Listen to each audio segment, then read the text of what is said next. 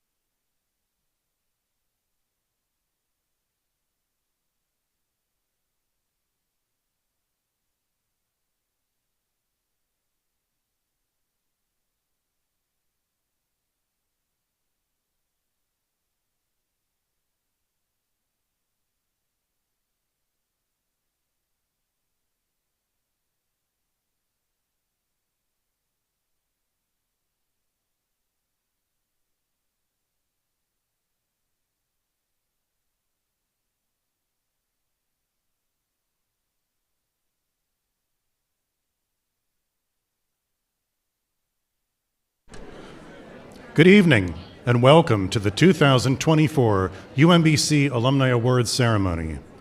Our first speaker is Kevin Yang, who will open tonight's presentation. Kevin is the president of the Alumni Association Board of Directors and a 2007 graduate with degrees in computer science and financial economics.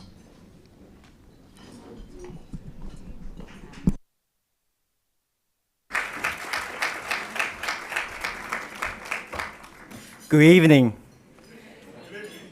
and welcome to the 2024 UMBC Alumni Awards Ceremony and Dinner. The Alumni Association represents more than 95,000 graduates, and our board of directors are proud to host this annual signature event. As president of the Alumni Association Board of Directors, I'm delighted to be with you this evening. I would like to invite you to enjoy your salads during these welcome remarks. The award bestowed tonight are presented by the UMBC Alumni Association in collaboration with the Office of Institutional Advancement and with the support of the UMBC community. The nomination and selection process is a year-round endeavor led by the Alumni Awards Committee.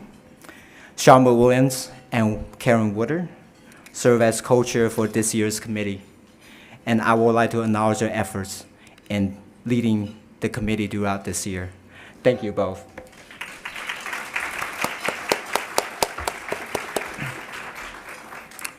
We are so happy you are here with us tonight. I would like to start by welcoming university leadership. We are thrilled to have President Valerie Shears Aspie with us here tonight. She will be here shortly. And I also like to extend a special welcome to our new Provost and Senior Vice President for Academic Affairs, Manfred van Dolmen.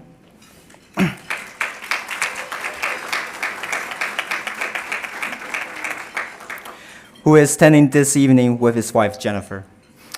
On behalf of the alumni community, welcome to UMBC. Also, thank you to the many university leaders in attendance, including deans, vice presidents, and vice provosts. Please stand or wave. Let's give them a warm welcome.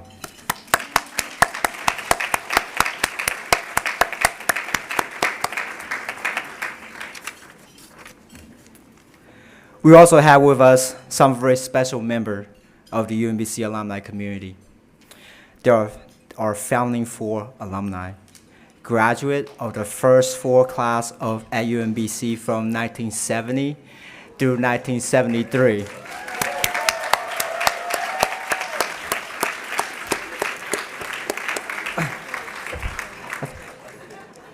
They were here on the opening day in 1966, and they are here with us tonight. Let's give it up for our Founding Four alumni who are seated at the middle table, number 13.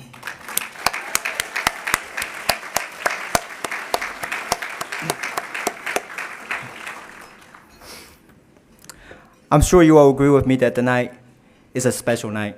Our award recipients are amazing, and their stories will inspire you. Congratulations to each of you. Enjoy the program.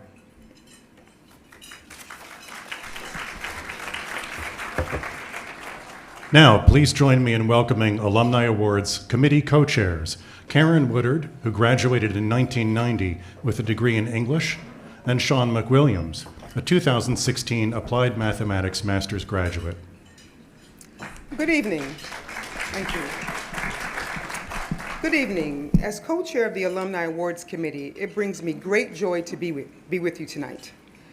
This is one of my favorite events of the year because it allows the Alumni Board and the campus community to celebrate the amazing accomplishments of our awardees together. Thank you for being here with us tonight. This year's committee had more than 80 qualified and truly impressive nominations to choose from. Thank you to everyone who participated in the process and to the members of the selection committee for their diligent work in bringing the slate of nominees here tonight. The alumni, faculty, and staff we'll recognize tonight truly capture the remarkable breadth and depth of the UMBC community.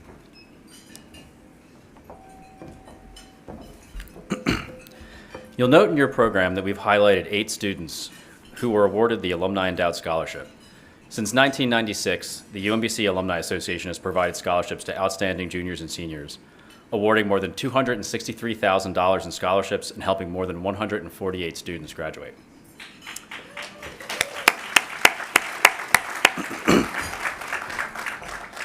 This year, I would like to acknowledge the students who were awarded scholarships, as many of them are here with us tonight. Scholarship recipients, please stand or wave if you are able to. Samuel Barnett, majoring in biochemistry and molecular biology. Zoe Bond, majoring in public health. Ramsha Chaudhry, majoring in both biochemistry and molecular biology and modern languages, linguistics, and intercultural communications. Ada Harding, majoring in mechanical engineering. Jada E. Woha, majoring in mechanical engineering. Jackie Lee, majoring in computer science. Tavra Miley, majoring in chemical engineering. And Liz Weir, majoring in psychology. Let's give them all one last well-deserved round of applause.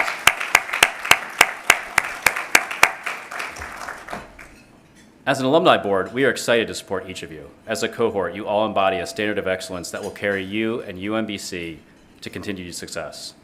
We are excited to cheer you on, and before long, I have a feeling we will see you on this stage accepting your own alumni awards.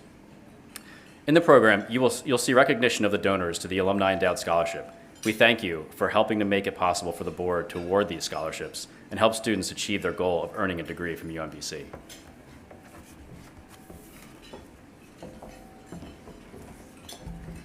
Tonight is about celebrating individuals who have drawn from their experiences at UMBC to make a difference in their professional and personal communities. We hope that you enjoy hearing the stories of our award recipients and are inspired by their work, lives, and the way they represent UMBC. Enjoy dinner, and our program will start shortly.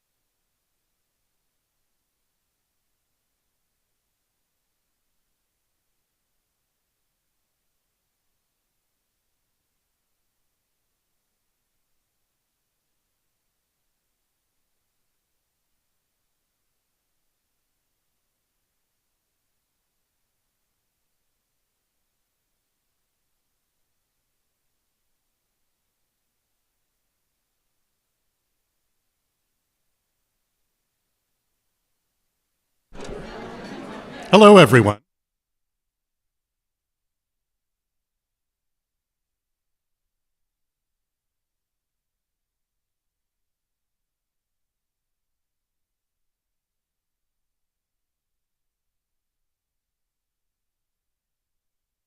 We'll introduce 1995 graduate Khadija Ali Coleman, one of this year's 5 Outstanding Alumni awardees.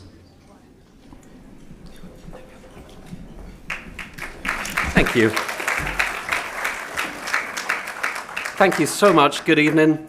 As Interim Dean and Vice Provost of Undergraduate Academic Affairs, and as the guy who spent 12 years directing the program from which she graduated, UMBC, it's a real personal and professional honor to introduce our first outstanding alumna of the evening, Dr. Khadija Ali Coleman.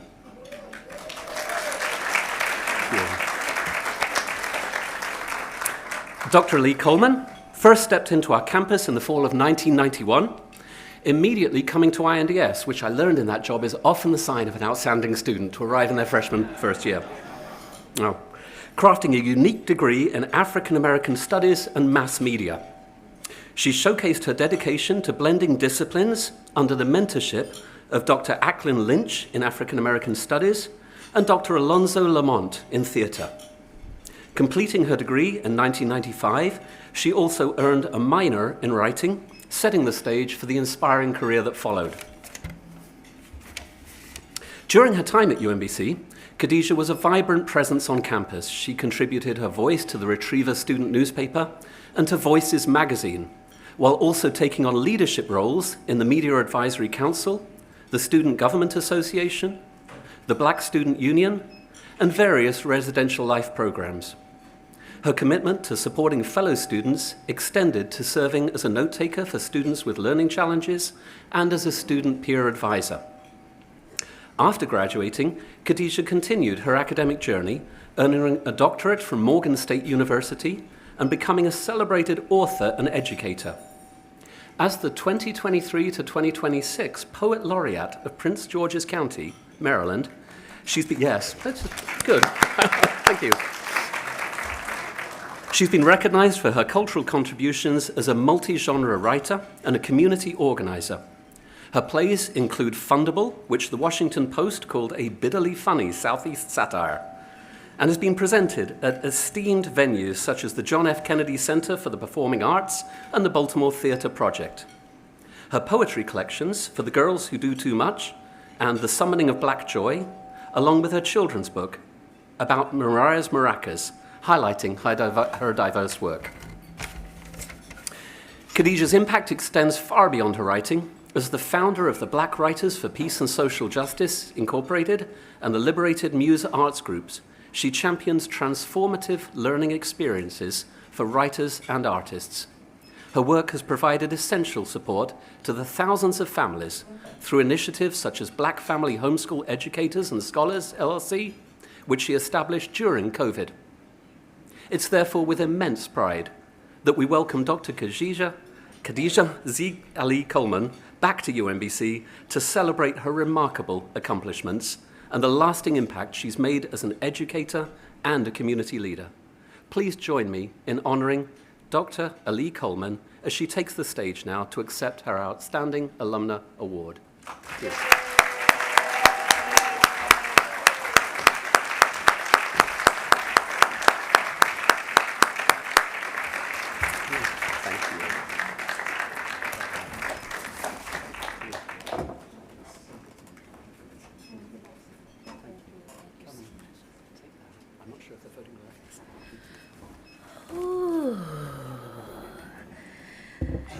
So please bear with me. I'm doing everything I can not to cry.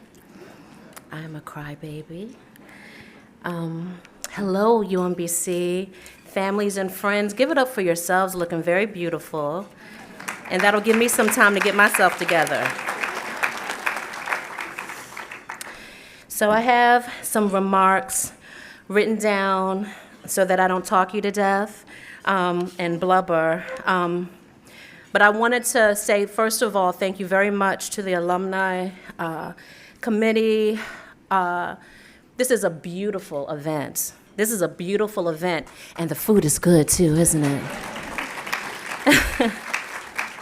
So I'm so appreciative to have the opportunity to share with everyone why I loved my time at UMBC and why I consider UMBC to be a place that grew me gently, responsible for the ultimate blooming that became my professional adult life. Many people can't pinpoint the moments when their aha epiphanies arrived that gave them an inkling of what and who they were to become. But I can say that UMBC provided many of those moments for me. I had most of my firsts at UMBC. My first academic paper was a psychosocial analysis published in the UMBC Honors Review during my junior year. As was mentioned earlier, UMBC's literary magazine Voices was the first place I published my creative writing during my 4 years at UMBC, and I had my first professional internship while at UMBC publishing news articles with the Baltimore Times newspaper. I knew I was a writer because of the opportunities that UMBC allowed me to engage in the practice of writing. I knew I was a social activist because of my time at UMBC. I am proud of the work I did with other students to rally and support to save academic departments at risk of being cut. I'm proud of my community work with UMBC's Choice Program as a tutor, working with Baltimore youth to help build literacy skills. And I feel privileged to have been able to engage in cooperative learning opportunities at UMBC in other countries like the Virgin Islands, like, ooh, with beaches and beauty, to continue youth development volunteer work. These experiences greatly impacted my life's trajectory as an educator, an activist, and scholar, and an artist. I was incredibly grateful for the people who I've met while at UMBC.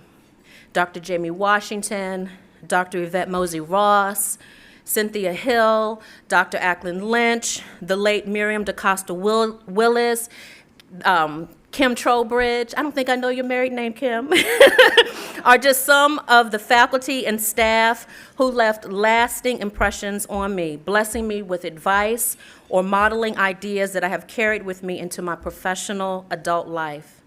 The friends that I made at UMBC are too numerous to list, but I can say that my life has been made all the better by knowing folks like my roommate at UMBC, Tanisha Nixon, my homie, William Honolulu, who I met in Ackland Lynch's Black Experience class, Gary Young, who partnered with me in composing music for a play that I presented in 2009, and so many others who continue to hold special places in my heart. I'd like to give a special acknowledgement to my dear friend, Tinu Abiomi Paul, who I met at UMBC and who was the student editor of Voices magazine at UMBC.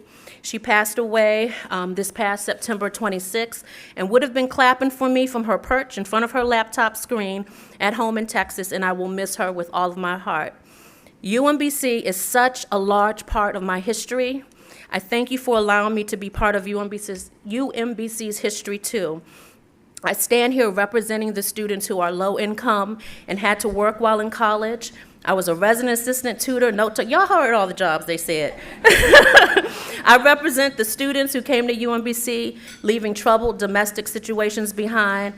I represent the students who were thought to be all over the place or too much or not focused or not this or not that. And I'm here to assert that you are just right and perfectly made, just as you are. There is space for all of you, even if you have to create the space for yourself.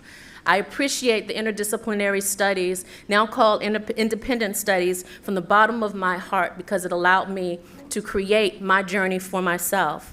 As a blooming plant tended to by UMBC, I leave you with this poem, Planting. Planting requires seeds, sun, earth, rain, and the hands of the farmer, all necessary, all different, all moving towards unified purpose. Are you the seed? Are you the sun? Are you the earth or the rain? Are you the hands of the farmer? Reflect on your place. Know where you fit, as the plant that blooms will speak for you. Thank you.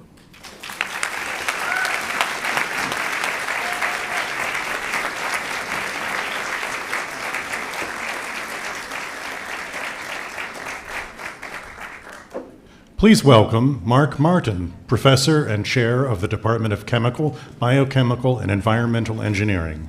Professor Martin will introduce our next Outstanding Alumni Award recipient. It is my great pleasure to introduce you to Dr. Lola Eniola Edifaso. I first met Lola in my kinetics class in 1998, where of course she earned the highest grade in the class. And even though she was a junior, it was very clear to me at the time that she was going to go on to make a significant impact in the world, and she certainly has. She has shattered barriers at every step in her career. She was the first transfer student to become part of the Meyerhoff Scholarship Program. She then went on to become the first graduate of that program to reach the rank of full professor at an R1 institution. She's only the second African-American woman to achieve this rank in over 150 years at the University of Michigan College of Engineering. And in 6 days, she begins serving as the Dean of Engineering at the University of Illinois at Chicago. So give her a round of applause there.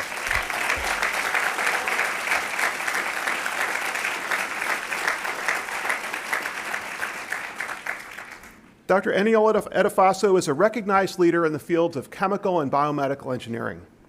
Her pioneering research in cellular biomechanics and immunology has led to significant achievements in immunoengineering, earning her multiple prestigious awards.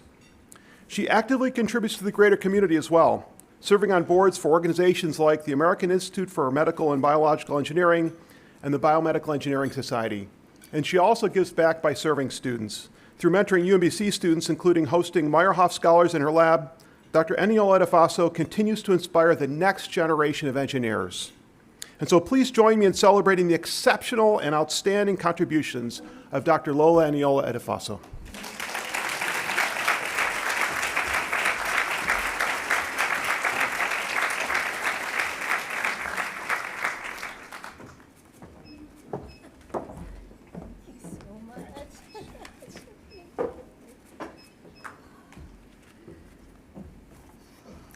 Wow, thank you so much, Mark. Good evening, everyone. Oh, I am incredibly honored to receive this award. UMBC means so much to me, and it's even more special to be nominated by a former teacher. Mark, your class was my favorite class. I truly mean that, so thank you so much. I'm even more honored to be celebrated by this remarkable institution, UMBC, an institution that set the stage for where I'm at today. Nothing I have done professionally does not have its roots in the time that I was here at UMBC. So this is a special place for me.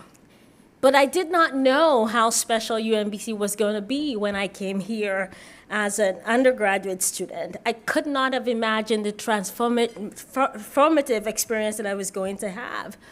UMBC was close to home. So it was a practical choice. And it is a choice that I'm thankful that I made.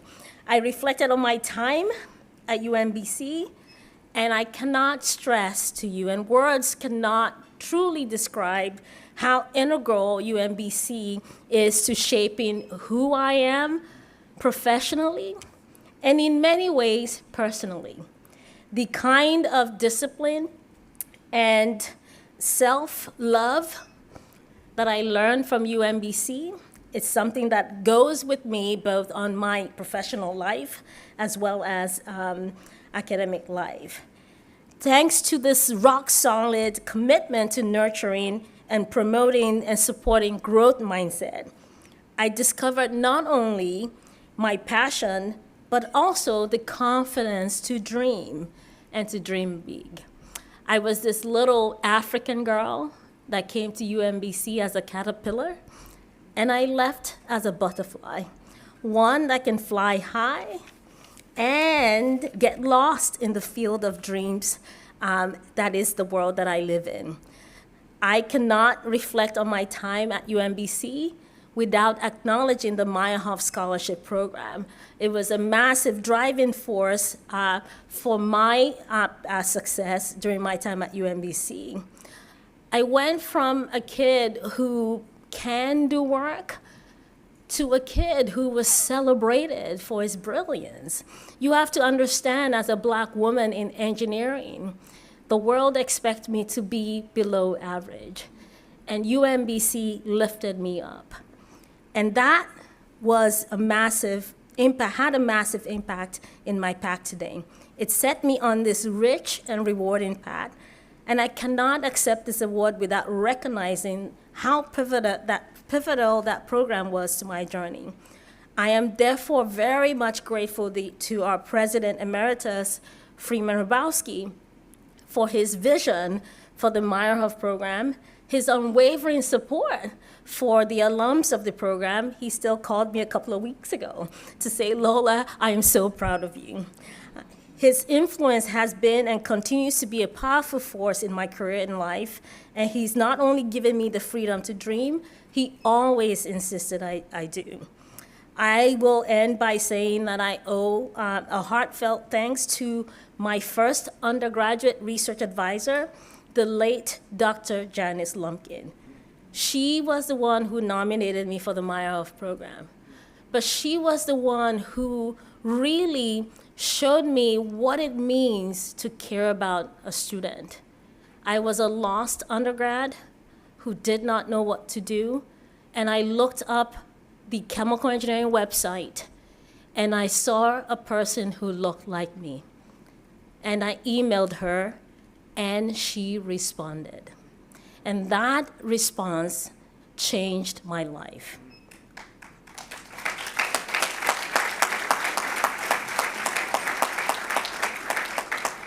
Janice Lumpkin believed in me before she knew who I was. And that I take with me anywhere I go in my academic journey.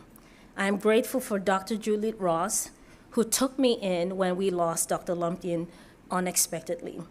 And it is Julie Ross's wisdom and compassion that encouraged me to stay in academia. And I'm here today because of those two wonderful women in engineering who showed me that I could. So thank you so much to the UMBC community for this honor. It means so much to me. Thank you.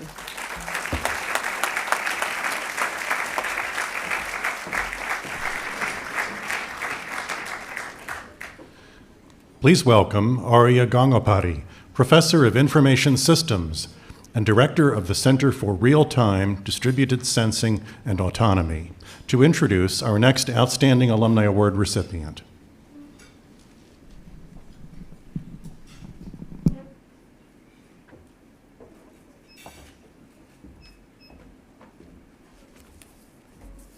Good evening. It gives me great pleasure to recognize the outstanding achievement of Dr. Jensen Huang, who is and has always been a person of humility, sincerity, and resourcefulness at the highest levels, a real true grit.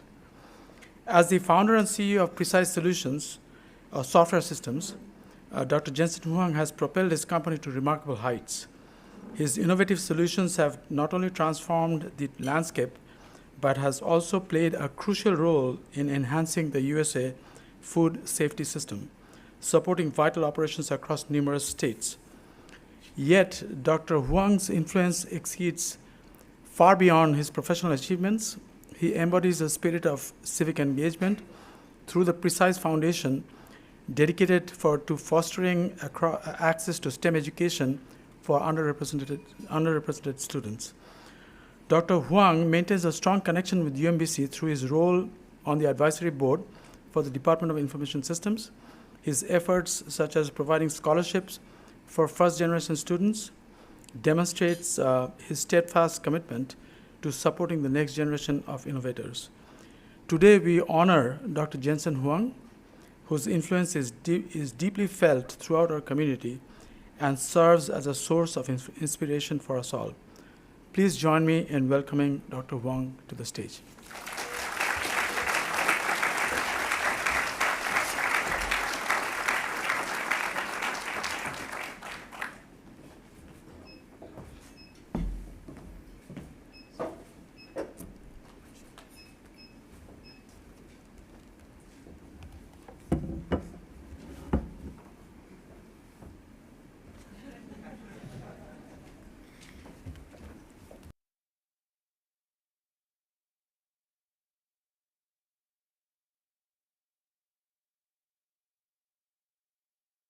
To receive this award. When I got the call from Karen, I thought it was a spam call.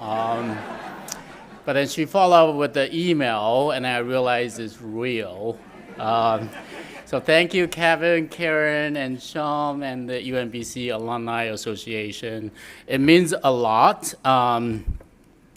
Returning to the campus reminds me of my first semester at UMBC. It was 26 years ago when I arrived at the campus as the new international student. Looking back, I have to acknowledge that I struggled a lot in a lot of areas, but I was very fortunate that I was greeted by amazing staff members, faculty members, and made a lot of lifelong friends. I'm very glad that some of them can be here tonight. Dr. Gangapodia was my PhD advisor. When I get a chance to catch up with him, I just mentioned to him that he was one of the key driving force for me to finish my PhD. He guided me through the most difficult time, as you all PhD students out there, how hard it could be. Guided me through the most difficult time. And we have Amy and Victor, who was among the first friends that we met, become extended family. Look at how deep the connection with UMBC goes.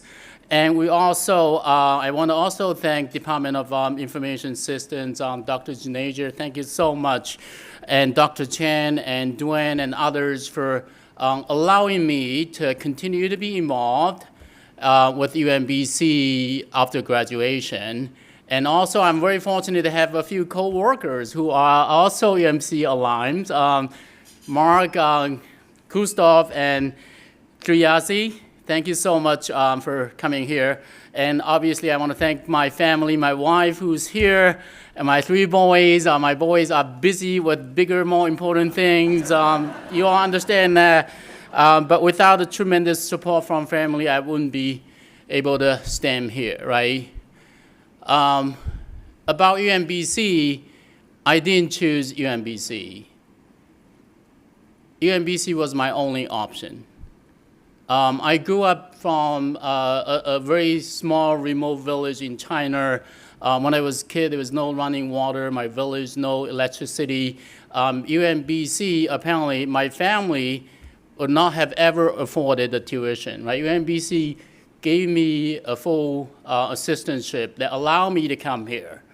And I have spent amazing years here. I often look back, reflect on what I have learned from my UMBC years and how it impacts my career and personal journey.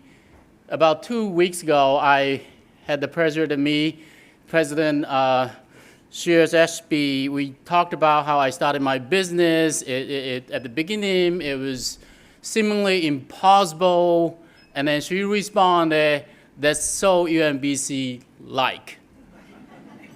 And then it dawned on me, right? We talked about that, that I think that's what I've learned from my UMBC education, is that mindset and the attitude to be bold, to dream big, to work hard, and to face challenges head on.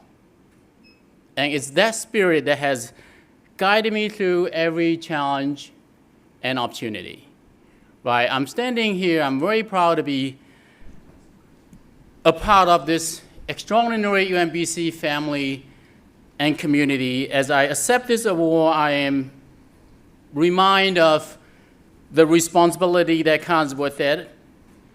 I look forward to carrying this honor with me and living up to the honor as I continue to grow and contribute. Thank you all again. Really appreciate it.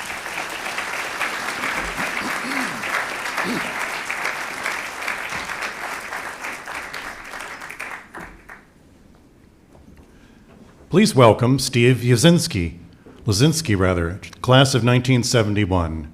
and Kyle Bates, class of 2004, and paramedic program director for the Department of Emergency and Disaster Health Systems.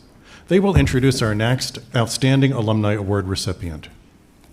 Good evening, everyone. My name is Steve Lazinski, and as a proud UMBC alumnus, I'm thrilled to speak to you tonight about someone who's made an incredible impact on emergency medicine.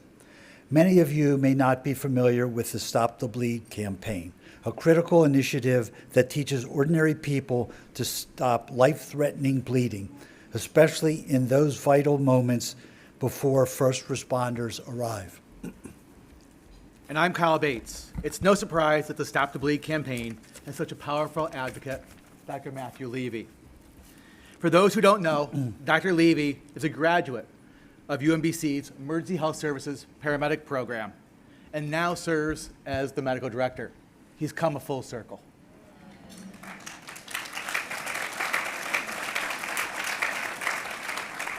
That's right. Adding to Dr. Levy's list of accomplishments, he also serves as the medical director for Howard County's first responders.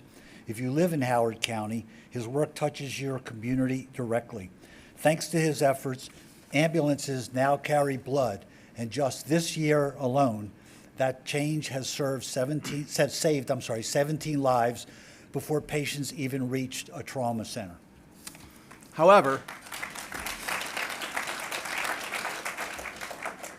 Dr. Levy's influence goes far beyond Howard County. His work in emergency medicine spans from the Johns Hopkins Hospital, where he's an ER physician, to his role as a liaison with the federal government for emergency medicine. He even trains elite teams like FBI and Secret Service in tactical medicine. His dedication to saving lives is nothing short of remarkable. I've enjoyed working with Matt over the years and can't say enough about the dedication to improving emergency responses. He's always made himself available for initiatives that empower people like us to step up in critical moments, ensuring that we are ready to act when every second counts. And it's not just his direct work in the field. Dr. Levy is a passionate educator, mentoring the next generation of healthcare professionals and first responders. His leadership has shaped best practices in trauma care, disaster medicine, and public health, saving countless lives. We're incredibly fortunate to have Dr. Levy's extensive expertise benefiting our local and national emergency responder systems tonight. His career is a true testament to the spirit of excellence that UMBC strives to inspire in all of its students. With great pride, we're here tonight to recognize Dr. Matthew Levy's remarkable accomplishments and present him with the UMBC Outstanding Alumni Award, celebrating his impact alongside our other distinguished honorees. Before we do that, I would like to present you, Dr. Levy, with a plaque from Calvin Ball, from Howard County. He's the executive director of Howard County, for your service. Also, I want to acknowledge that Dr. Levy's family is here, along with Chief Winston from the Howard County Fire Department. Matt?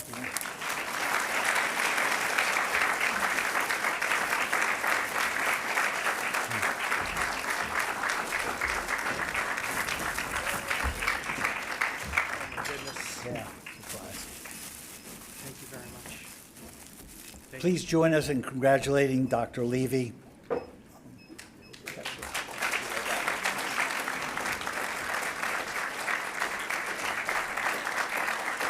you so much, Steve. Now it's my pleasure to introduce John Carden, the Honorable John Carden, member of the House of Delegates and a 1996 UMBC graduate. Thank you.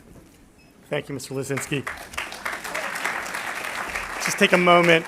Madam President and honorees, this is amazing. I love coming back. Yeah.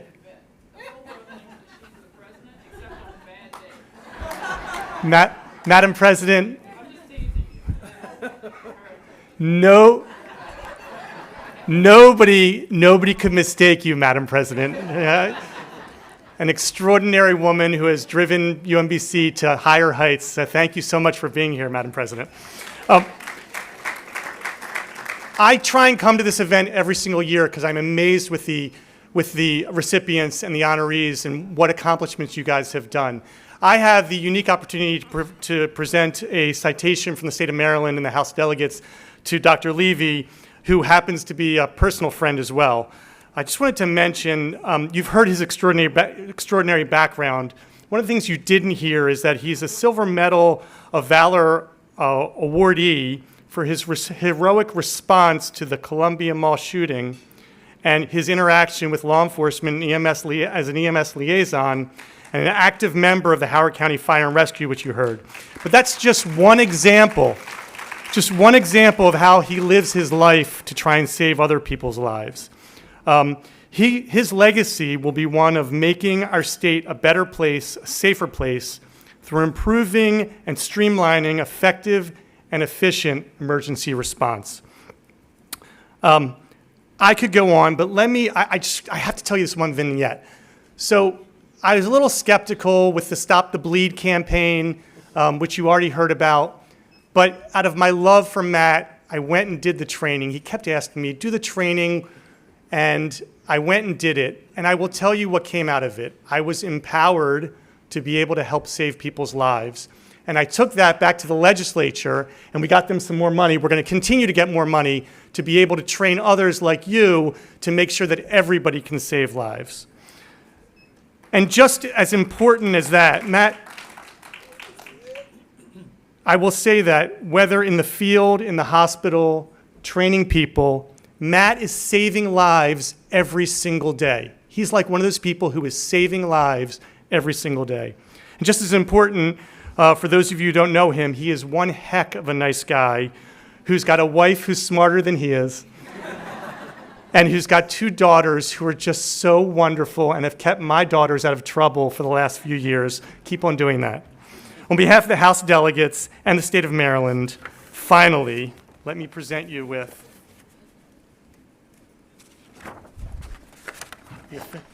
the fancy citation, which I won't read.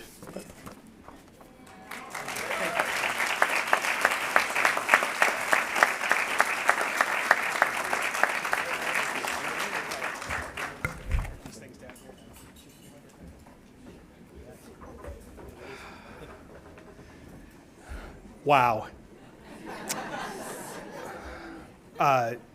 If you haven't already realized, this part was a surprise for me. There are just no words to say what I'm about to share with you.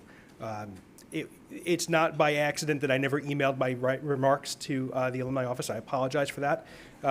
It was that every time I tried to write them, I just couldn't figure out how to put in my mouth what was feeling in my heart, which is love. See, throughout my career and throughout my life, I've always ascribed to doing what I love and being around the people who I want to be like. And that to me is UMBC. Every time I come back to campus, and I'm here quite often, it feels like I'm coming back home. And as I now have the incredible privilege of teaching and mentoring the next generation, the future is very bright, I could say for sure. And I could say, as someone had already alluded to, coming full circle, it really is the privilege of a lifetime. I just want to share a couple of words with you. You've heard about this thing called Stop the Bleed. And Stop the Bleed is about people helping people. You see, it's really about resilience. It's about what we need right now in this world. It's about people helping each other through some really awful times. No one prepares or wakes up every morning, except for maybe me and the chief and a couple others, saying today is a day we're going to have some emergencies to deal with. But when those things do happen, moments matter. You see, because in that moment of a crisis, being able to keep a level head, knowing what to do and how to do it is so imperative. We'd like to say that seconds save lives. That's kind of true, but you see, seconds save minutes, and minutes are really what saves lives. And I firmly believe that if every single person knew how to do CPR, how to stop the bleed, how to recognize an overdose, and how to do one or two other things, I'll keep you in suspense, we would have a much more resilient and much safer society. I'm incredibly honored and proud to receive this award. To my fellow award recipients, I am blown away by your achievements, and I'm not going to try to recite a poem because it's just not going to go very well. It will rhyme, I promise you, but it probably won't be appropriate. But what I will say is UMBC is interwoven into my DNA. And whether I am around the corner in Howard County or around the world in Saudi Arabia and I bump into an alum, it's absolutely amazing to me to see the impact that a group of like-minded people who genuinely care about what they do and who care about one another can really do to make the world a better place. And that's what we're doing right here. Thank you all so very much.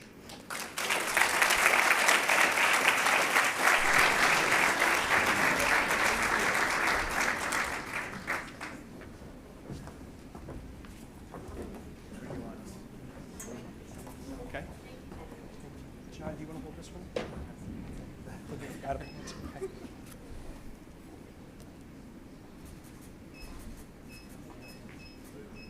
Thank you. Thank you.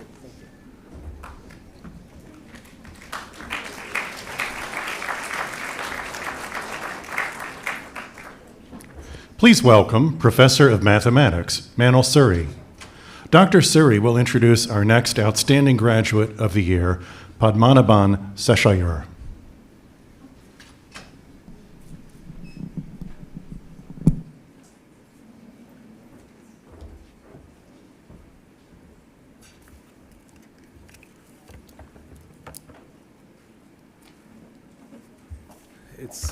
It's a real pleasure to be here, and the great thing about being Padu, as he is called, his advisor, is that I can bask in his glory and all the spectacular achievements without lifting a finger.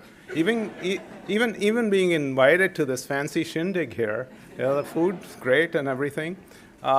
There's actually another side to it, because one often hears that the true thing that any advisor should hope for is that their student actually surpasses them. But when it happens, it's a little unsettling. And so, I'm just sitting here and just seeing all of Padu's achievements. He's a professor at GMU, George Mason. He's the associate dean. Now he's the program officer at NSF, handling computational methods. He's on boards, different boards, educational boards that he's been invited to by the governor of Virginia, and it just goes on, and it's great. Whether he's conducting faculty workshops in Tanzania, which he has done several times, or developing this STEM accelerator, which is something that he has done at George Mason, which has really helped student retention and really boosted STEM education. It's his drive that really gets me, because he's really committed to genuinely improving people's lives. And let me just go off script for a bit and just say that math is often the key to improving people's lives. We have an epidemic where students just cannot learn math at several levels. And so to be able to give them the hope to be able to learn math, which is his main thrust, in addition to all his research and everything, STEM education, and trying to uplift people's lives through math training. And he doesn't just train with the students themselves, but also their teachers. So maybe he'll give us some idea of what he's been doing, but that is a key to improving people's lives, and I'm so proud of everything he's done for that. So I was going to read out this citation from former Virginia Governor Robert McDonnell, but instead let me give you a quote from an Arlington school teacher. Dr. Seshayur continues to give tirelessly to our partnership. He comes to my school to mentor high school students as they prepare for mathematics competitions. He's truly an inspiration and an endless source of energy and knowledge, an excellent teacher, mentor, and colleague. But then let me go a little further and give you one of his greatest hits type of achievements, which he has a huge number of. He was recently conferred an honorary doctorate under a Breuer University in Brussels program called Figures That Matter, that recognizes work connecting science to social change. Previous recipients of the honor have included the likes of Nelson Mandela and Jacques Cousteau. So this is just an amazing tribute, and yes, let's give him a clap. And it just shows that it's not just nationally, but also internationally, that his efforts have been recognized. So I think he's been a superlative ambassador for UMBC by showcasing the heights to which our doctoral students can rise. He's also an inspiring role model for our future students to follow. He's the perfect person to receive this award. Padhu Padmanabhan Seshayar.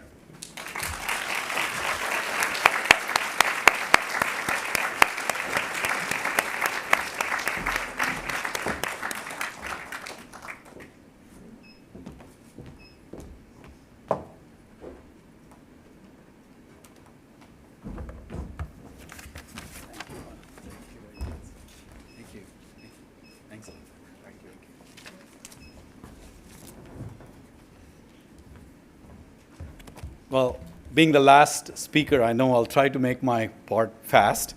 But thank you very much for this wonderful honor. And I'm also going to go a little off the script. I was sitting at this table, and as every one of those brilliant recipients came here, they had a poem or they had something else. And they're all looking at me saying, what are you going to do? And I'm thinking, like, should I sing the quadratic formula, or should I dance or do something else? And I'm, after all, a mathematician. So here goes. So I just decided to start with something and end with something else. So he used the word epidemic. Epidemic starts with the letter E. And if something is growing really fast, what's the English word for that? Exponential. Great. Wonderful. And there's the letter E out there. And anyone knows what E stands for? And can someone recite the number E? A math lesson for you all today. What's the letter E? I just made it up because 2.30. Okay. Anyone else? 2.7 I hear and all that stuff. So I'm going to tell you how I teach, right? There's only two things you need to know about Andrew Jackson. He was the 7th president of the United States. There's 2.7. He was elected into office in 1828. I repeat, 1828. There's 2.7, 1828, 1828. Like every good mathematician should know, the angles of an isosceles right-angle triangle is 45, 90, 45. So that's 2.7, 1828, 1828, 45, 90, 45. Like I said, you just need to know two things about Andrew Jackson. That's 2.7, 1828, 1828, 45, 90, 452. There's your math for you today. Well, so, I did a summer camp at some point and engaged a group of kids to do this. And what was satisfying is I'm giving out these paper plate awards on the last day, and the kids raised their hand and said, we want to tell the rest of the 30 digits of E. I said, what do you mean? And they said, oh, that's easy. Andrew Jackson liked 30 ice creams. And then they just went on. And it's all about telling a story. And, if there's one thing that I learned from UMBC is, make mathematics meaningful and fun for everyone. So, that's where I want to start. So thank you once again for this incredible honor. And standing here, I'm reminded about all the values and all the lessons that I've taken from here, which have shaped my journey. And I've had several outstanding teachers at UMBC, wonderful, great advisor and mentor. And we were sitting there and thinking, how did we meet? And we still are trying to figure that out. So, how we ended up working on this PhD relationship. And several wonderful graduate students. I have Ram and Meera, who did their computer science degree at if the alumni people are watching, grab them. So, but they did computer science, and it was wonderful nights that we would spend as a typical graduate student. And a graduate student who's not from UMBC, but she was from Delaware. But every 2 weeks she would come to UMBC. So, for all purposes, Priyali, thank you for being here. But then I decided to do something in my last year of my. As somebody said, one of the most stressful times for a graduate student doing a PhD is that last semester and last year. So I decided to do something drastic. I got married. And I think that was the best decision I've ever made. And I have my wife, who was supportive all the way and still, helps me with everything, get my life organized. And so I was able to finish my dissertation in 4 years. And in 2022, I've come to UMBC regularly to give lots of talks and all that in the colloquium. But in 2022, Kathleen, thank you, and the Dean, Klaus, they invited me to give the inaugural lecture at the Alumni series on transforming institutional practices through innovative research and innovations to inspire the next generation. So here I am talking to the faculty who taught me. So I realize the tables have turned here, but I was wondering, should I give them a quiz now, or and put them on the spot and all that stuff? But it was great, great time. And then they took me to President Shiazatsby. We had a great time. Thank you for giving me time. And we, in that short 15 minutes, we had a lot of good chat of programs that we actually talked. If you don't remember, we talked about data science. And I happened to be the lead on the task force for the first ever high school data science class in the state of Virginia, and the only state that actually has a Board of Education approved standards of learning. And I'm now working with Maryland to actually create an equivalent program. And I just learned, I'm very happy to hear that there's going to be a data science program in the mathematics department. However I can help, I'm very happy to do that. And then there is one special person I want to acknowledge. And as every international student, like somebody said, usually we are lost coming here. And so we are always trying to find out that one person we can talk to or build relationships with. So outside the math department, I would come and I would often see this distinguished gentleman walking from that end all the way to, I don't know where he always walked, but on his way, he would wish every single person, doesn't matter if you're a staff, student, or faculty, he will just call you out and say hello, and even if you ignore him, he'll come and say hello to you. So what I started doing was I said, okay, this is interesting. I want to see if this guy does this every single time, and he kept doing that every week. And so I plopped myself sometimes just to get his attention. He did get my attention, got my name.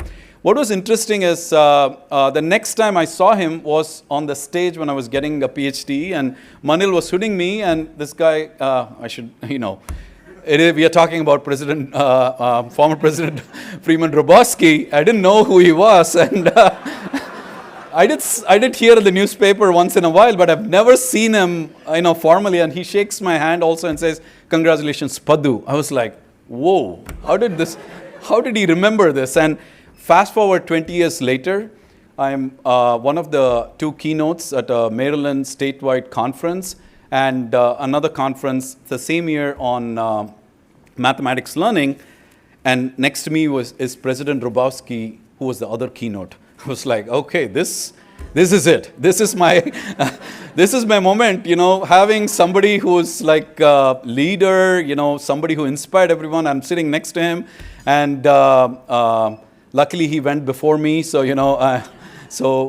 however my talk went, it doesn't matter, but because the audience is going to remember him. So I still remember what he said that day, and I want to repeat that back to you. Okay, so I have something to share, and he had this very charismatic way where he engages the audience. I'm not going to do that today. Okay, so but I'm going to repeat what he said. To come to UMBC, to get a graduate degree, to do well in life, it all starts with a thought. And those thoughts will become words. So watch what you say, right? And those words will become action. So watch what you do, right? And those actions, I'm sure many of you have heard this from him, right? Those actions will become your own habits. You will start to repeat doing that over and over again. Those habits will define your character, and the character will lead you to your destiny. With that, thank you again for having me here, and wonderful to receive this. Thank you. Thank you. Thank you.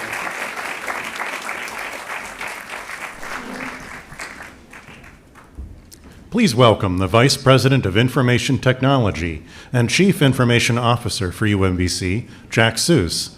He will introduce this year's Rising Star awardee. Well, hello, everyone. Back in April of 2014, I got an email from the President's office.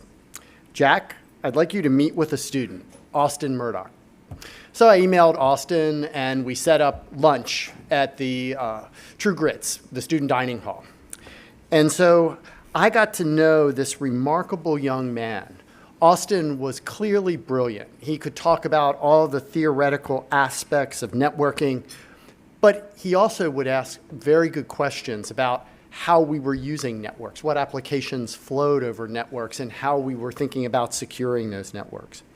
What was special about Austin, though, is he talked about entrepreneurship, but he talked about entrepreneurship in technology as a way to do good. And for him, it was about impact in society. We remained in contact, and that summer, Austin did his junior to senior work at MIT Lincoln Labs. And when he came back, I told him he was, of course, offered the opportunity to go to MIT, and I told him before he decides, he should at least consider University of California, Berkeley, and Stanford. Because as an entrepreneur, being on the West Coast opens up opportunities that you may not see happen elsewhere. While at Berkeley, Austin's thesis was the development of algorithms for computationally mapping the use of the IPv6 address space. This was viewed as an impossible problem. The address space is 2 to the 128th. And so Austin, as part of his dissertation, developed a new technique, which he named computational network mapping, which used a combination of machine learning and high-performance computing to do this.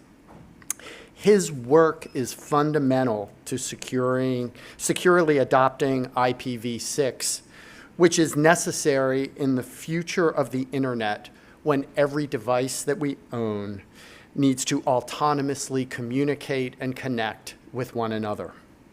After he graduated, he launched a company, 6map, to commercialize his research. Back to my statement about entrepreneurship as a pathway to societal impact. The work of 6map is fundamental to securing networks and systems. 6map's mission on its website state that they are here to defend the nation and the global internet. If your adversary can hide from you, you are blind to their attacks. Through the work of 6map, he's building a company that can track adversaries and threats and provide continuous defense.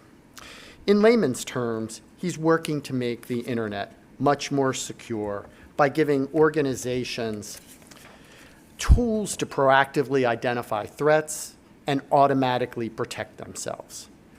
Valerie, I'm really looking forward to when this can be deployed at UMBC. Over the last 3 years, his company has relocated to Columbia, Maryland. It's raised over $15 million and now provides cybersecurity services to the Department of Defense, Fortune 500, and other global organizations. Through his work, we can envision the possibility of a safer and more secure internet. Although Austin is not able to attend in person tonight, his father, William, is here to accept the award for him.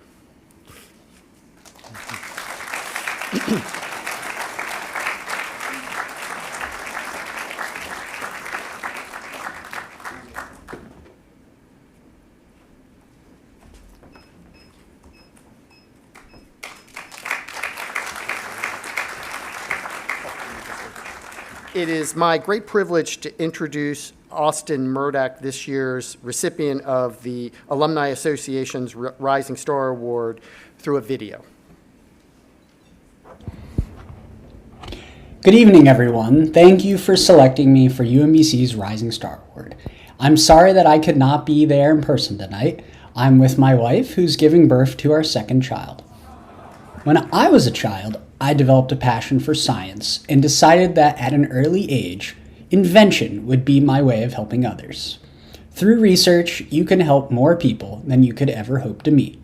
I was fortunate that I grew up surrounded by the state of Maryland education system, where there were many opportunities to pursue my passion. In middle school, I was able to attend the NSA-funded Math and Related Sciences program. These programs enabled me to obtain the knowledge required to start working for NSA when I was in high school. While I was working at NSA, one of my mentors in the research directorate told me about another program funded by the agency at the University of Maryland called the Meyerhoff Scholars Program. I ultimately chose to come to UMBC because of the Meyerhoff program. It is the epitome of what I was looking for: service through science. I can say with certainty that the program has been one of the greatest contributors to my life. I remember before my father dropped me off, he said, "The things you learn now, you will use for the rest of your life." So far, he has been correct. I still use the things I learned in the Meyerhoff program every day. Since joining the UMBC community, I've been struck by the generosity of the staff and other students in giving their time to mentor me and support my dreams. Freeman Rabowski would often walk with me on the roof of the admin building. Jack Seuss would meet with me for meals at True Grit, and Alan Sherman would meet with me outside of his office hours, all to give me advice on their own time. I also had several student mentors in the Meyerhoff program, but not just my Meyerhoff cohort of M24s. I was mentored by several M23s and M22s on campus and received support from alumni across the 23 cohorts that came before ours, including an M1. I also received support from students outside of the Meyerhoff program at the 24/7 Retriever Learning Center, where we often worked until 4 a.m. in the morning. I want to thank Bob, Freeman, UMBC, and NSA for creating and supporting the Meyerhoff program, and the rest of the UMBC community for your mentorship. It is your investments in my education that enabled me to earn my PhD in computer science and to found a company that now provides cybersecurity services to defend all of the United States Department of Defense organizations hosted on .mil, including the armed services and combat support agencies. But I can assure you, as the name of my award would imply, my journey is not over. It is just beginning. My best is yet to come, and my UMBC education is a gift I will use for the rest of my life. Thank you very much.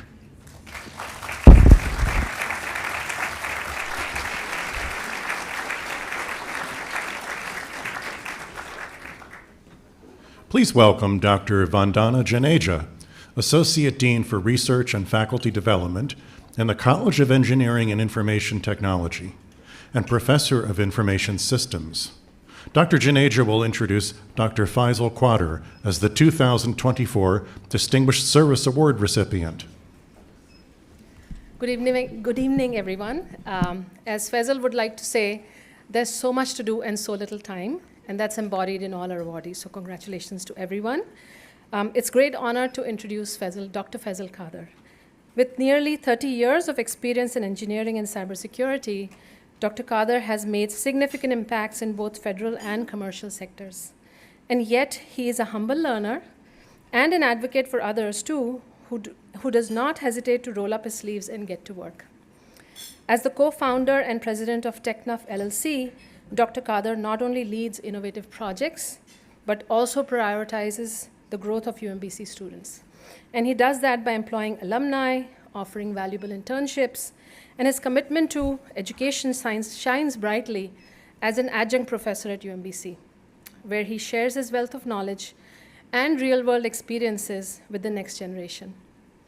These are really coveted classes, I should tell you. They fill up within few minutes of opening registration, and sometimes students march up to us to open more sections. And these are really important cybersecurity curriculum and AI type curriculum. And in fact, just today, we had to pull Faisal out of the class. He didn't want to come here first. He wanted to finish his class. So he's really dedicated and committed. What truly sets Dr. Khader apart is his heartfelt commitment to giving back. I'm always amazed at all the ways Faisal supports UMBC and continues to consider UMBC as his home to improve it with humility and a strong commitment. He's a fierce advocate for UMBC who puts thoughts into actions with an outcome-driven approach. And his favorite phrase is, "Let's make UMBC number one." You'll keep hearing that from him. Embodying this spirit, he recently established the TechNuff Endowed Fellowship, a remarkable initiative providing support for graduate students in artificial intelligence and cybersecurity. A lifelong learner himself, he always likes to learn. Dr. Khader embodies the spirit of UMBC mentoring, philanthropy, and an unwavering belief in the potential of every single student he works with.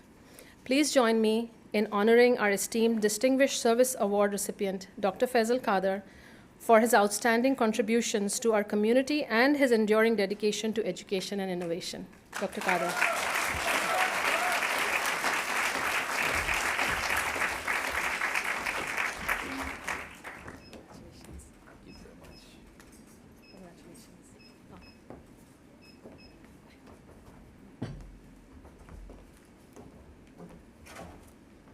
Wow.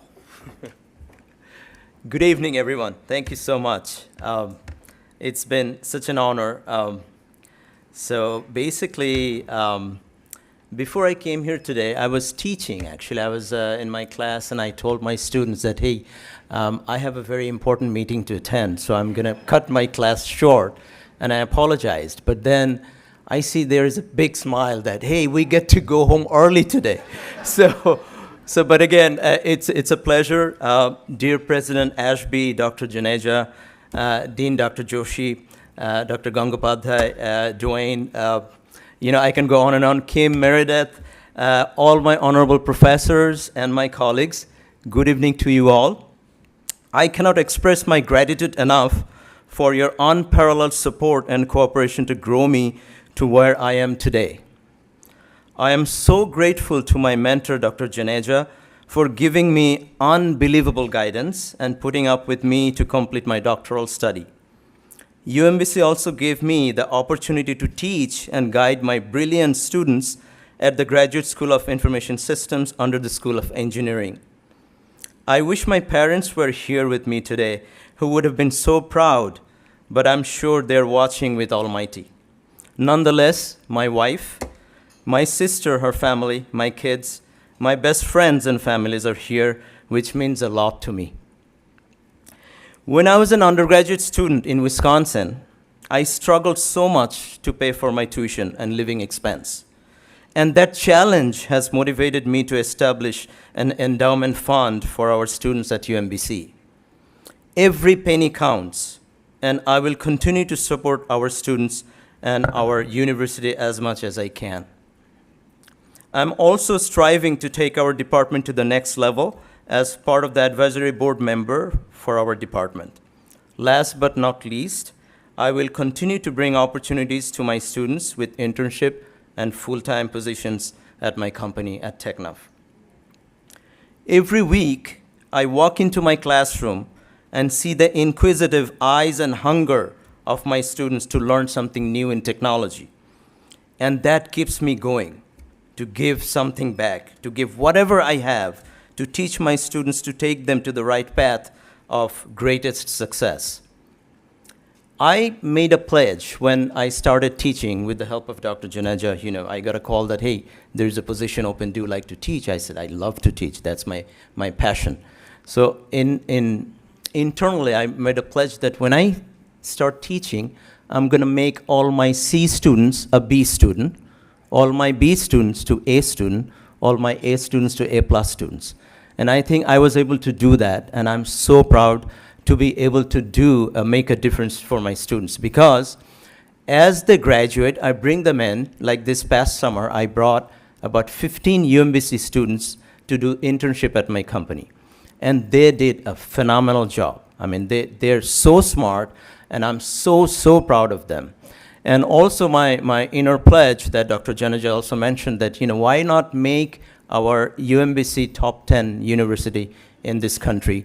And I had the privilege to have a good meeting with our President Ashby one day, and that was such an inspiration to me. And then we did talk about that, and we're going to make it happen. So thank you again. Thank you. So grateful to you all at UMBC for this great honor. I will never forget this very moment, and ever grateful to you. Thanks again. Good night. Thank you.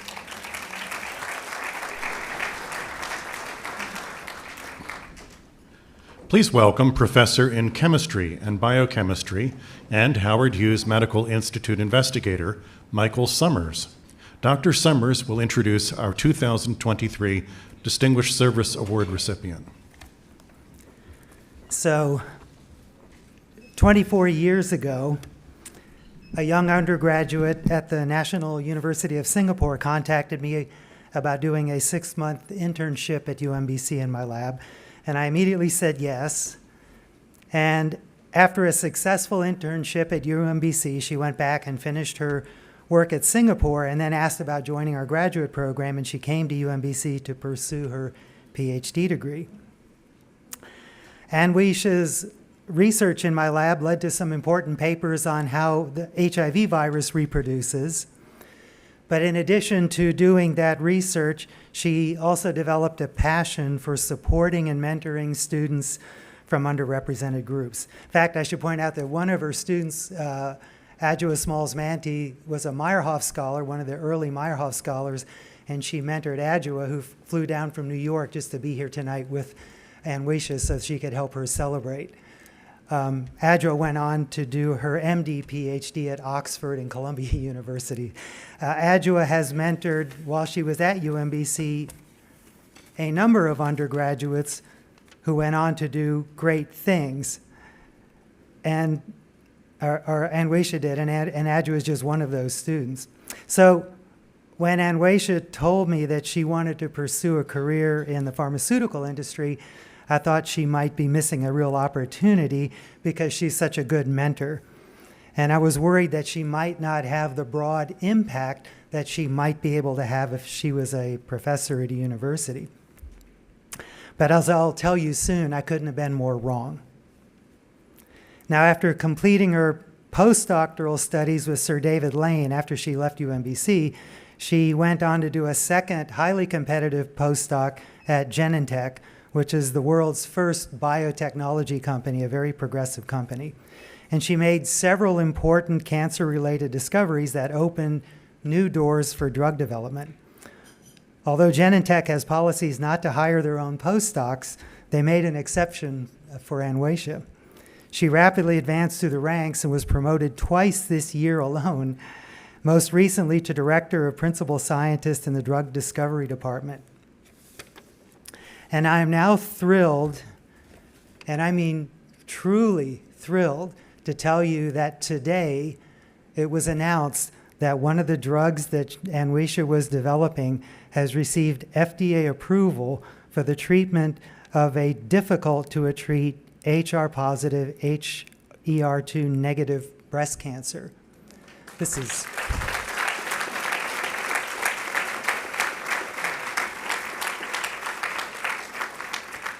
I mean, a good day for me is getting a paper published. A good day for Anne Weish is actually, just think about it. What she's doing for women's health is just incredible. And just think about the lives that will be forever impacted by the work of this brilliant UMBC graduate.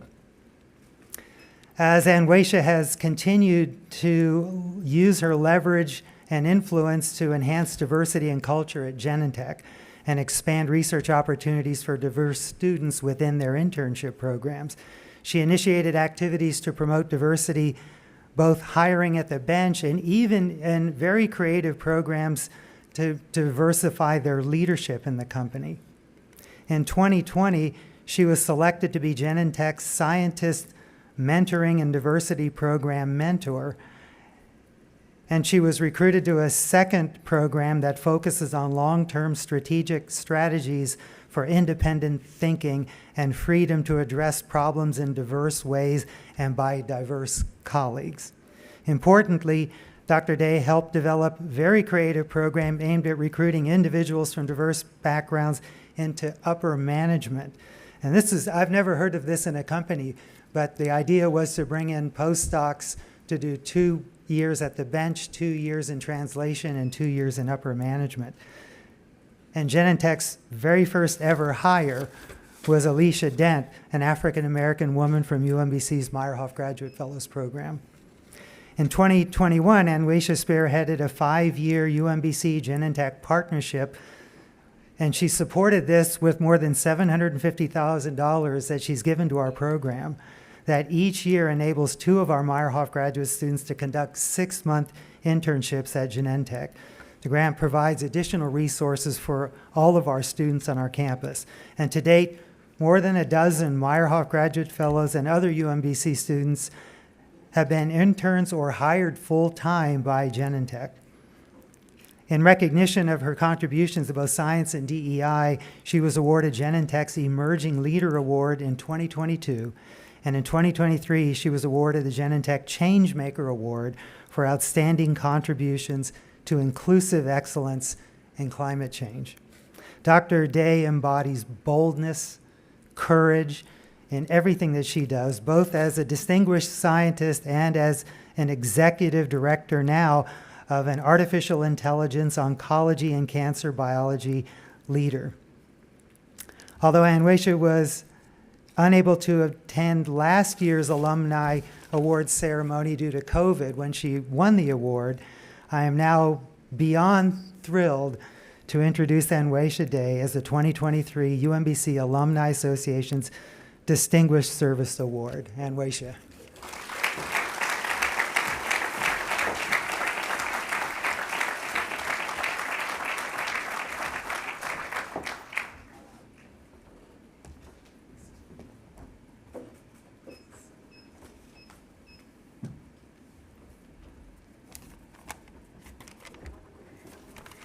Thank you, Mike, and good evening, everyone.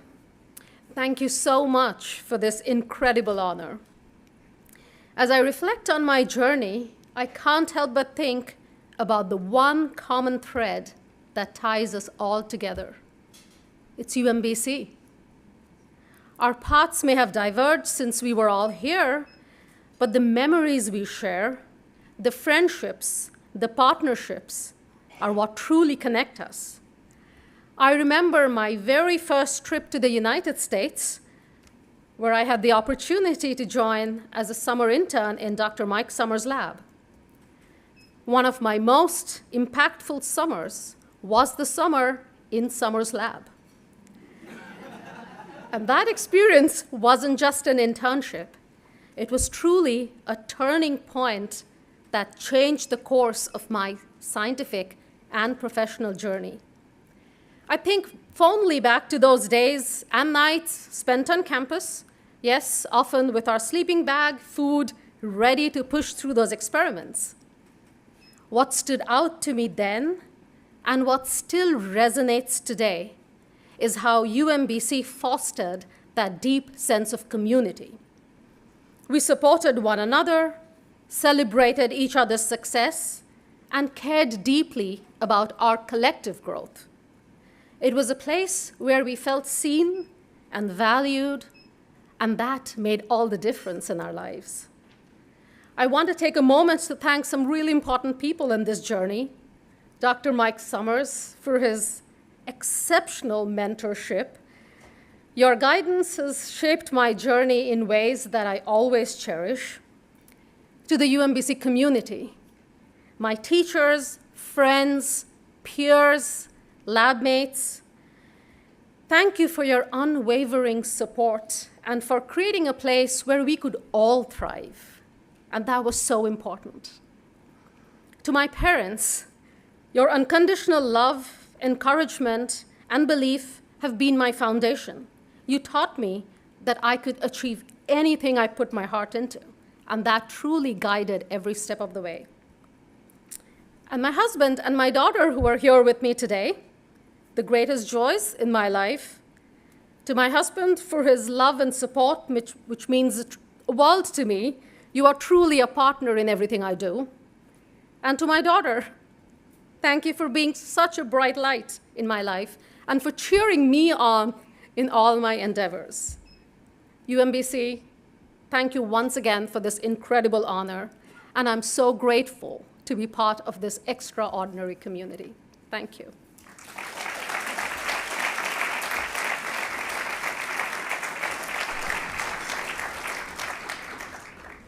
Please welcome Bridget Jordan, who earned an undergraduate degree in Modern Languages, Linguistics, and Intercultural Communication in 2017, and her master's in Teaching English to Speakers of Other Languages in 2019.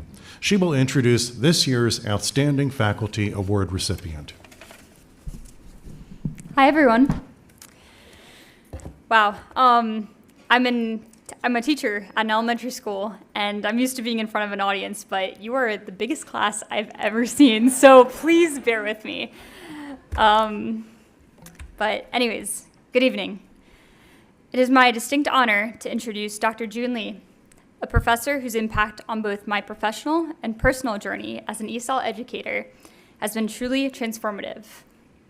Dr. Lee is not only a brilliant academic, but she's also a deeply caring mentor who dedicates an immense amount of time to ensuring her students receive thoughtful, individualized guidance. Throughout my time working with Dr. Lee, her expertise in language assessment literacy and her ability to translate complex theories into practical, actionable strategies have continually inspired me. She challenges her students to think critically, to innovate, and to constantly improve, qualities that have had a profound influence on my own growth as an educator. Even beyond the classroom, her encouragement and support have led me to pursue opportunities I haven't considered before, such as adjunct teaching and fellowships, among many others. Among many others, for instance, after I started taking linguistics classes where I met Dr. Lee, I tried learning Korean to get on her good side. She was a Korean teacher beforehand. I got about as far as hello, which is 안녕하세요, I think. I'm sorry. And thank you, which is 감사합니다. Also, I think. I'm so sorry. Needless to say, I didn't get very far. To get on her good side, I just stuck to asking a lot of questions in class and mastering the international phonetic alphabet instead, so I tried. Dr. Lee's contributions to the field of TESOL are significant, but it's her genuine investment in her students' success that truly sets her apart. Her mentorship extends well beyond graduation, continuing to empower and guide me in my professional development. Her unwavering commitment to excellence and her passion for fostering collaboration and learning have made her an invaluable asset to both UMBC and the broader educational community. Dr. Lee, thank you for not only being my professor, but also a trusted mentor and colleague. Your guidance has profoundly shaped my journey as an educator, and I'm forever grateful for your wisdom and encouragement. From the bottom of my heart, 감사합니다 for everything that you have done. It is with great pride that I introduce Dr. June Lee as the recipient of this year's Outstanding Faculty Award. Thank you.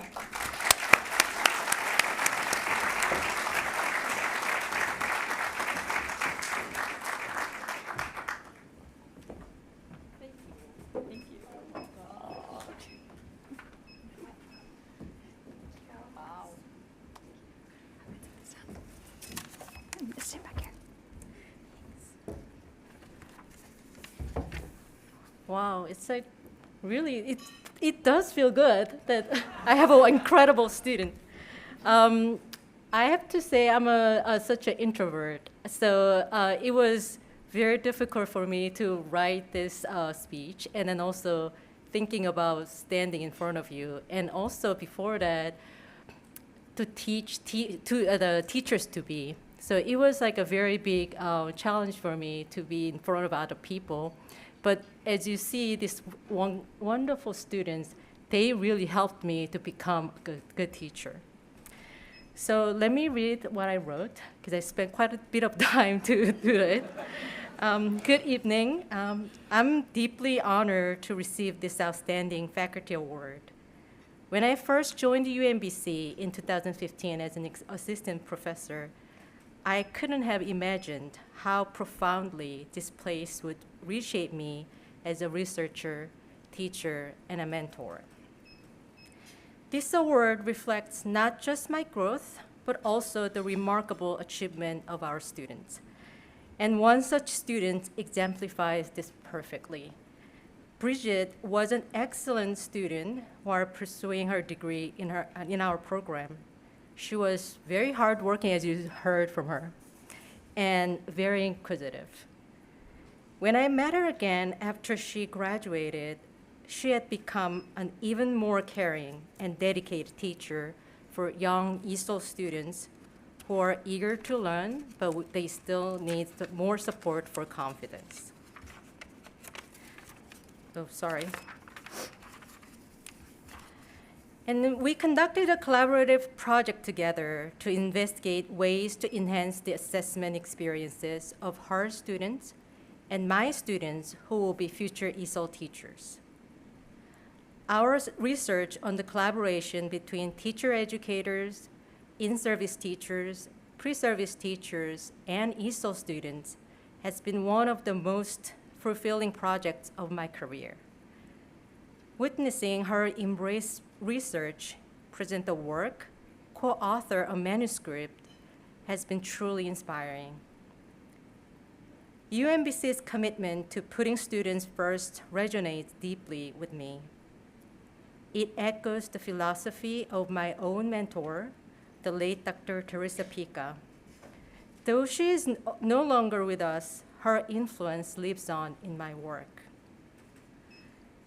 And while I'm honored by this recognition, it truly belongs to all my dedicated colleagues in the Department of Education, especially my TESOL team. I'm in debt to Dr. Sarah Shen, Dr. Francis Holt, Dr. Shannon Sorrow, Ms. Meritaba, and all our adjunct faculty for their unwavering support of our students. I also want to acknowledge the steadfast support of my husband, Dr. Matthew Schreibeis, whose encouragement has been pivotal in my journey as a researcher and educator. In closing, I want to say that UMBC isn't just another university. It's a place where innovation thrives, where diversity is celebrated, where we push for excellence in everything we do. It's special, and I'm really honored to be part of it. Thank you so much for this honor, and thank you all for being part of this vibrant and inspiring UMBC family.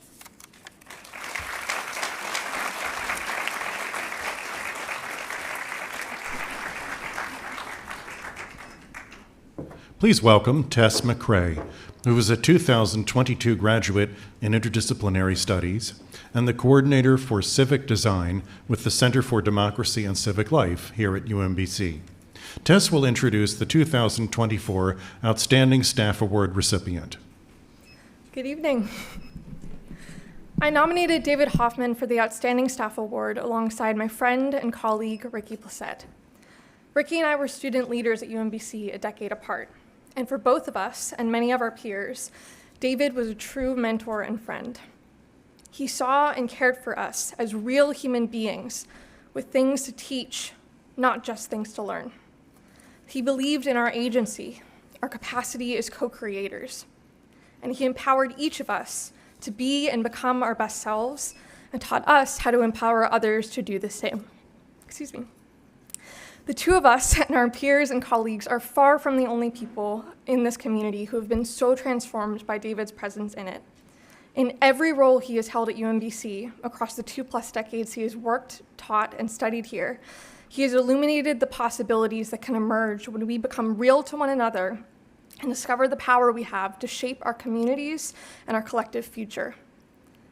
David leads with courage, gentleness, and perspicacity. He truly embodies the love, inclusion, hope, and sense of possibility that guide his work. Ricky and I now have the privilege of working alongside David as professional staff members in UMBC's Center for Democracy and Civic Life, of which he is the founding director. Every day, we get to witness and benefit from his deep care for this special place and his belief in the values that connect us as a UMBC community, values that his work has significantly elevated and nurtured. His spirit and contributions have touched the lives of thousands of students, alumni, faculty, and staff, and shaped the UMBC we know and cherish today. I'm overjoyed to invite David to join me here and be recognized with the UMBC Alumni Association's 2024 Outstanding Staff Award.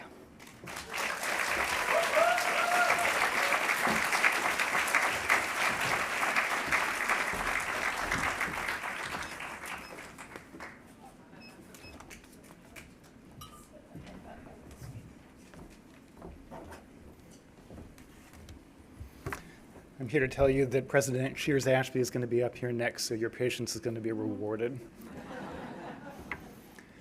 Thanks to Tess for the introduction, to Ricky and Tess for the nomination, to the Alumni Association for this wonderful award. Thanks to my parents for instilling the value of education in me. And thanks to my wife, Sharon, who has indulged my late nights and my love of my job for more than 2 decades. I have a confession to make, which is when I got here in 2003, I thought I might stay at UMBC for maybe a year. I was in the process of starting a nonprofit organization. I didn't have funding. I needed an income. What I discovered really early was that UMBC is a wonderful place to get an education. And I don't mean for students, although it certainly was that. I mean for a staff member working with students. Students became my best teachers.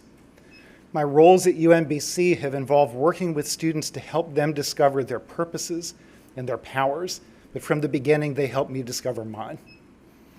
Tess is a really good example. So she's a colleague now. I met her when she was a freshman, and throughout her time at UMBC, she exhibited persistent courage, diving into new experiences even when she was afraid. And Ricky, my other nominator, also now a colleague. Ricky's been a model of integrity, independence, clear thinking. There are other alums and students who are in this room who have shown me compassion, savvy, determination, deep thinking, humor, persistence in the face of obstacles, all of them helping me recognize possibilities for myself and helping me grow into them. My UMBC education also has come from faculty and staff colleagues who've approached their roles with a creativity and humanity that has lit my way. Among the people who are in this room are colleagues and former colleagues who taught me to lean into my audacity, generosity, inclusion, and belonging, and taught me to trust my ways of knowing. I am so grateful for all the faculty, staff, students, and alumni who have been such positive influences on me. In my 21 years at UMBC, I've poured the lessons from those teachers into my practice. One of the roles of the Center for Democracy and Civic Life, which we founded 6 years ago, is to share those lessons on campus and beyond as beacons that can help us build communities in which everyone can thrive. We call some of those lessons civic life maxims, and I'm going to share some of them with you now. As I do, I want you to listen and hear that these maxims are just expressions of UMBC's incredible strengths and deepest values articulated as principles for civic life. So here they are. Civic life is everywhere. People want to matter and belong. Stories are everything. Change happens. Trust makes us. Who we are is what we bring. Our world is made of meanings, and this is real. This is real is a really important lesson for people in higher education, because too often we talk about the world out there as the real world, as if what happens here is just an exercise. But as you've heard tonight, it is absolutely not just an exercise. What happens here matters a great deal. And the students and colleagues I've worked with over the years have changed the world, starting right here, in part by making UMBC a forum and a symbol for inclusive excellence. I am so grateful to every one of them and feel so lucky that I have the opportunity to continue working with all of you for empowerment, justice, and love. Thank you.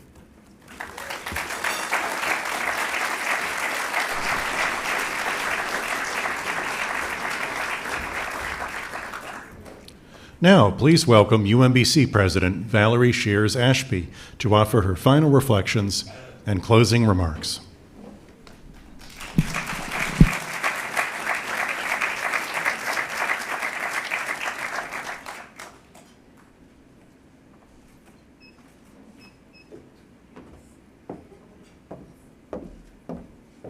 Good evening. I know it's late, but we can do better than that. Good evening. Wasn't that incredible? Yes, let's give every one of our award winners a round of applause. So I don't know what your day or your week has been like, but if you don't feel inspired after that, you may not be alive. You may not be alive. That was just extraordinary. Before I reflect a little bit on what we just heard, I just wanted to say again, what a privilege it is to sit in this room with people who are our alums, but they just feel like my students. They just feel like our students. We are so deeply proud. We were proud of you before you became all of this. And we are just deeply proud of the values that you exhibit, and just so honored to be able to award you and recognize your work this evening. I also, actually, I'm going to stop right there, and I am just going to reflect on what just happened, because I'm hopeful. How many people in here actually felt something? Oh, thank goodness. Okay.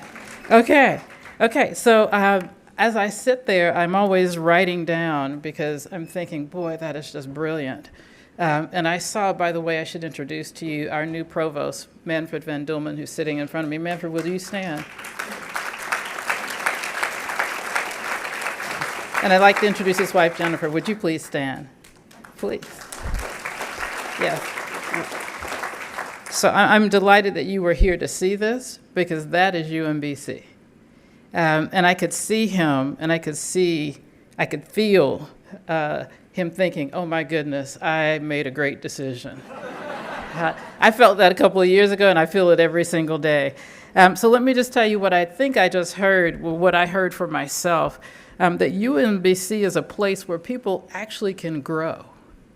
And I don't know if you heard it, but I heard our first speaker say that UMBC grew me gently. You know, if you grow something too fast, you can break it. You can break its spirit. But I heard you say, you grew me gently. And then I heard the speaker who came right after you say, I changed from a caterpillar to a butterfly. Did you all feel that? I just felt the growth, all of that. And then our third speaker stood here and say, I started at UMBC. It was my only option. But I grew to be a bold thinker with a different mindset of determination. That is, to me, the embodiment of UMBC. If we're not growing, if you're not growing as students and we are not growing as faculty and staff, then we have truly missed the boat. So I heard the growth, and that just made my heart feel so good. And then as a straight-up teacher, that's all I am and will ever be. Doesn't matter what the title is, I'm a teacher. I heard and saw beautiful teaching. Did you? Okay, so I want you to know when teaching is beautiful, when math is fun at 8 o'clock at night, you just did something. And so I sat here thinking, not only did I learn something, but I felt your joy. And your joy was contagious. That's how you know you have a phenomenal teacher. And so I was just delighted to hear that. But then I heard another theme of teaching that just made my heart so happy. I heard, it was Faisal say that when a student comes in and they think they're a C student, I'm thinking you're a B student. And if you're a B student, I think you're an A student. If you're an A student, so expecting more from students than they can see in themselves, that's what we do.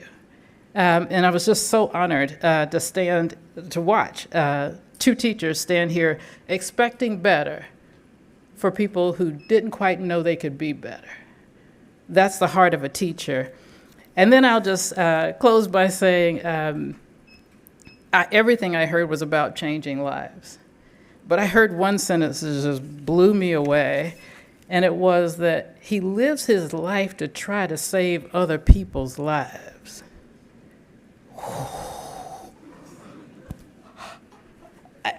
I could have just laid down right then.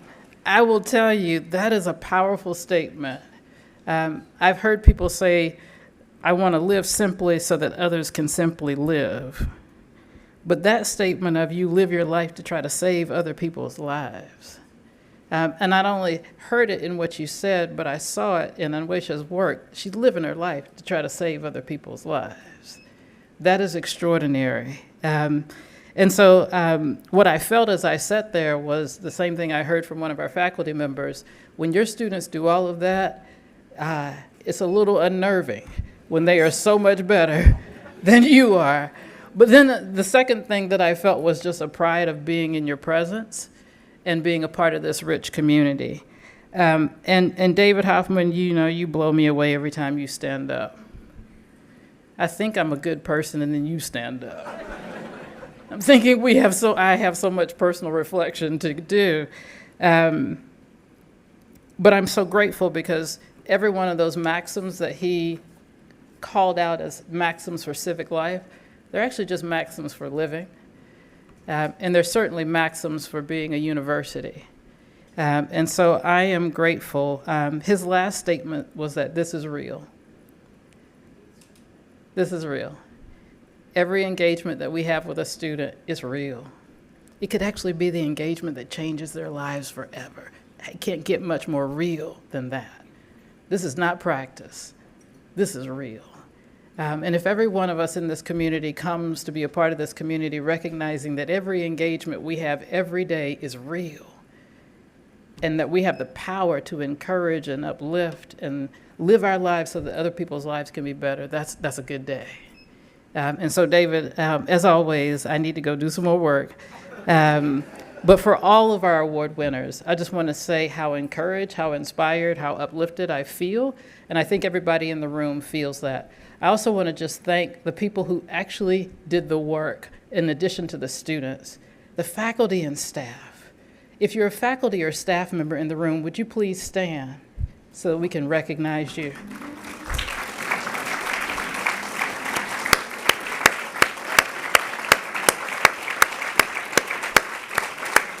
Thank you.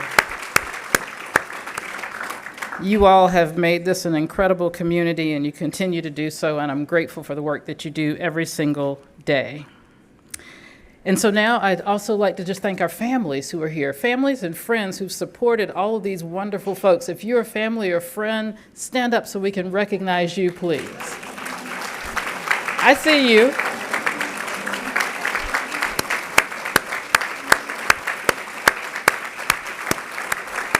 Thank you.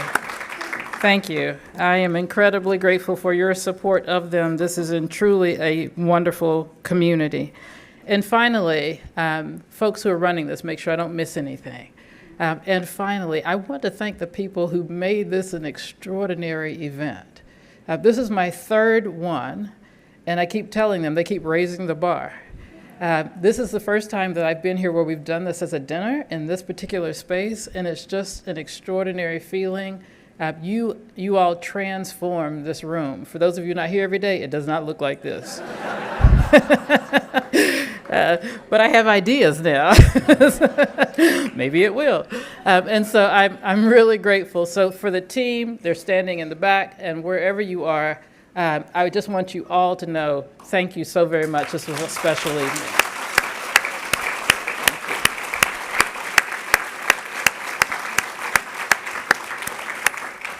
And with that, again, congratulations to everyone, and just thank you for sharing this very special evening with all of us. Thank you so very much. Have a good evening.